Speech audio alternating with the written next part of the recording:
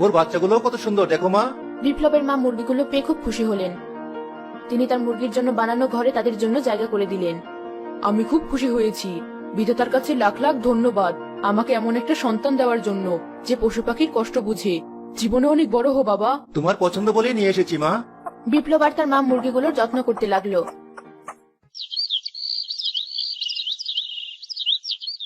একদিন সকালে বিপ্লব মুরগির একটা ঝরে যাওয়া পালক হাতে নিয়ে ভালো করে দেখলো এটির পালক থেকে স্বর্ণের মতো দানা দানা ঝরে পড়ছে।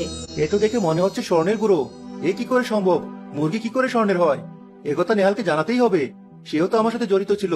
এটা তো কোনো সাধারণ মুরগি হতেই পারে না।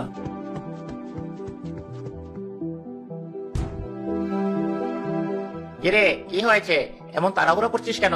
কোনো সমস্যা হয়েছে নাকি? হ্যাঁ, তোকে খুবই গুরুত্বপূর্ণ একটা কথা বলার জন্য এমন তাড়াহুড়া করে তোর বাড়ি এসে তোর ঘরে দরজা লাগিয়ে দিলাম, যেন বাইরের মানুষও না শুনতে পায়।